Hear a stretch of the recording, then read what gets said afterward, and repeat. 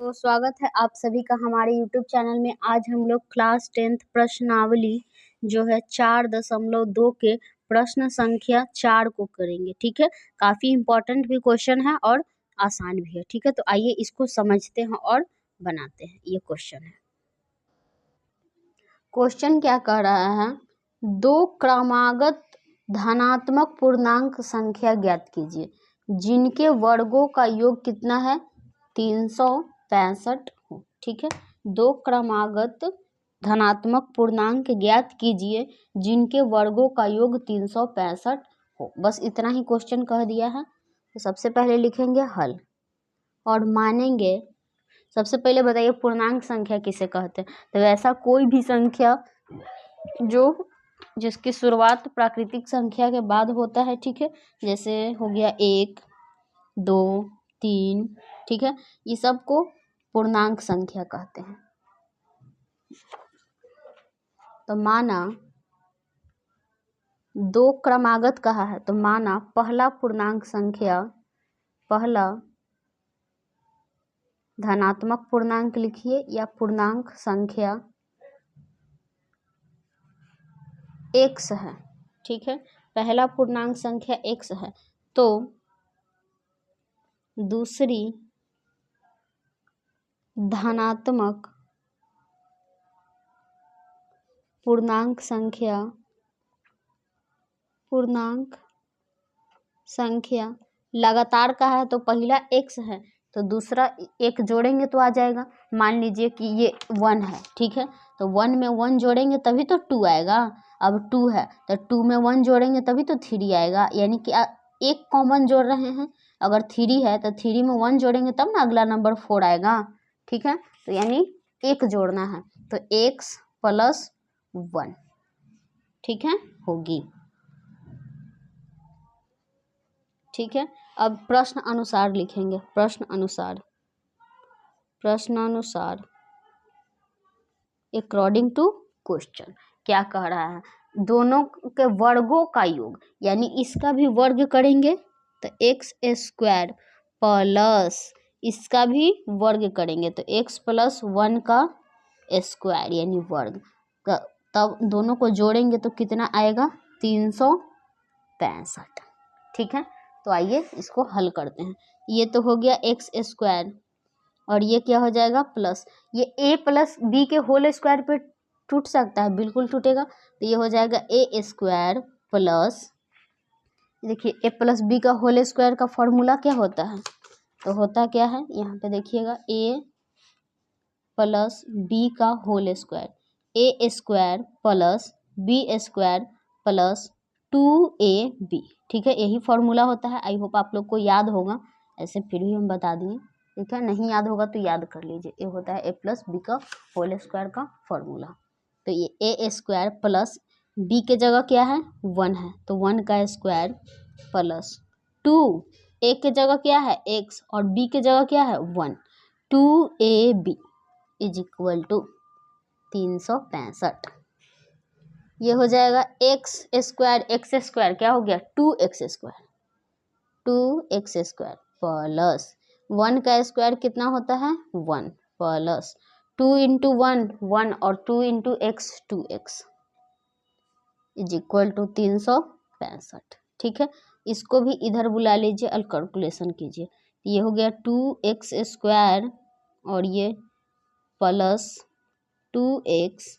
ठीक है, और ये क्या हो जाएगा +1 और ये इधर प्लस में इधर आएगा तो माइनस में 365 = 0। 365 में से एक चला जाएगा। जब भी प्लस माइनस भेटाता है क्या करते हैं, बड़ा में से छोटा को घटाते हैं और बड़ा के बगल वाले साइन को लगाते हैं। तो 2x² प्लस 2x और एक चला जाएगा तो -364 = 0। अब सब में 2 कॉमन लिया जा सकता है क्योंकि 2 से सब कट सकता है, तो 2 को कॉमन ले लीजिए तो क्या बचेगा, x² प्लस x माइनस 364 का जो आधा होगा वो कितना हो जाएगा, तो 182। 2 दूनी 4 और 8 दूनी 16 की 6, हाथ में 1 और 1 1 2 और 1 3। ठीक है, और ये 0। ये इधर देखिए गुना में है और गुना में भी जो भी संख्या रहता है यहाँ पे बताए थे कि जो प्लस में रहता है उधर जाके बराबर में क्या हो जाता है, माइनस में। जो माइनस में रहता है वो प्लस में हो जाता है, जो गुना में रहता है भागा में चला जाता है, जो भागा में रहता है गुना में। तो यहाँ पे ये सेकंड लाइन फॉलो होगा। इधर गुना में है 2 तो इधर आएगा तो भाग में चला जाएगा और ये 0 से गुना होकर खत्म हो जाएगा ये संख्या। ठीक है, ये चीज़ बहुत बच्चों को दिक्कत होता है कि कैसे हो गया। तो ठीक है, ये समझा दिए।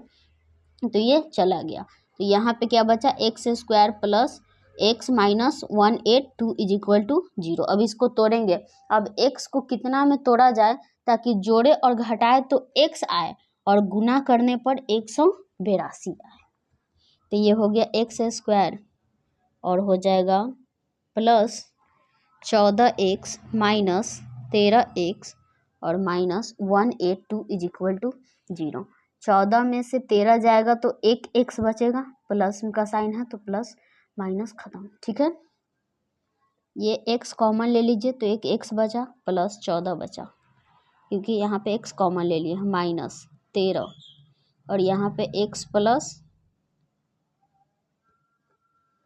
14।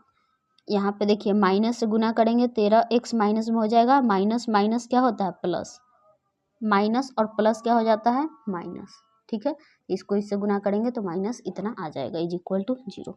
अब इन दोनों को ले लीजिए x माइनस 13 और इस एक टर्म को इसको ले लीजिए x plus 14 is equal to क्या है 0। x minus 13 is equal to 0। x बराबर क्या हो जाएगा 13, माइनस में है तो प्लस में। और इधर देखिए x minus 14 is equal to 0। तो x बराबर क्या हो जाएगा, ये प्लस में है, इधर जाएगा तो इधर प्लस में था उधर जाएगा तो माइनस 14। यहाँ पे क्वेश्चन में क्या कहा है, धनात्मक पूर्णांक लेना है। तो ये तो हो गया ऋणात्मक, ये तो माइनस में हो गया। तो लिखेंगे चूंकि हमें